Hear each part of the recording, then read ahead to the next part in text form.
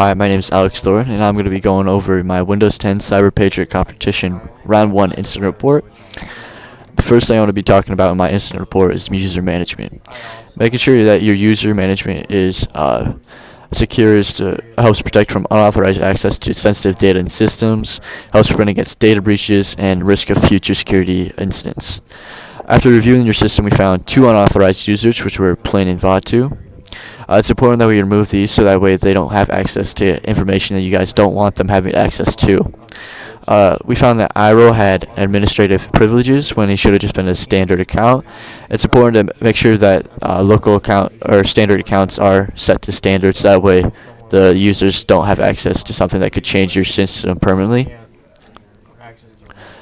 We also disabled the account named guest. That should we found an enabled account named guest, and that we should disable it.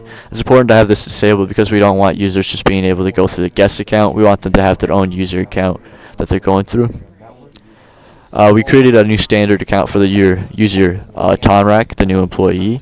We added, we gave him a new account because it's important to make sure he doesn't go through any other user's account, so that way they don't have their information shared between them, or any information that's not wanted to be seen is passed between the 2 users. Alright, so the next thing I want to talk about is policy management. There's multiple subcategories in policy management, and the first one we'll be talking about is passwords. It's important to make sure you have secure and protected passwords, so that way unauthorized users don't have access to your system or accounts. So the first thing that we found in your passwords was that Tenzin had an insecure password that needed to be changed. It's important to have a longer password than what Tenzin had because they're more easily able to get into their accounts with shorter passwords or not as strong passwords. We strengthened the password policy also by limiting the local use of blank passwords to console only.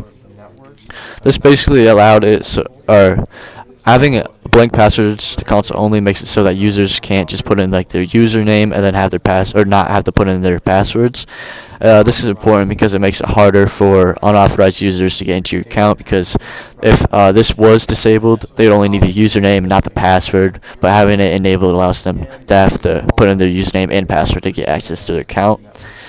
A secure account threshold duration exists. This helps protect against brute force attacks from hackers.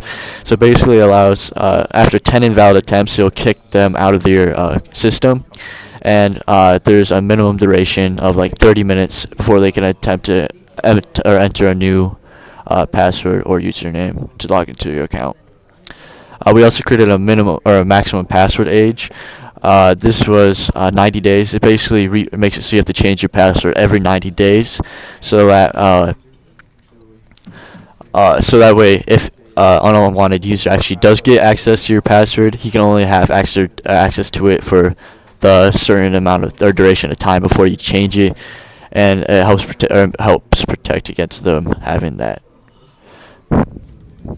So another one of the things I wanted to talk about under policy management was the services. It's important to have certain services enabled on your device to improve the performance, quality, and security on the Windows system. So the 2 things we enabled were the Windows Update service and the UFW protection, and we ended up disabling the Microsoft FTP service.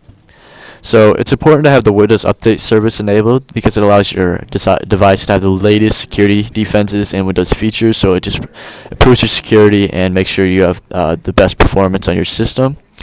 We disabled the Microsoft FTP service because it allows your files to be transferred between systems.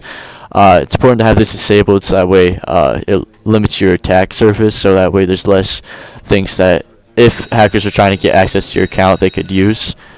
And then last, we enabled the firewall, which also makes your attack surface smaller for hackers to have access to and try and get into your accounts and system.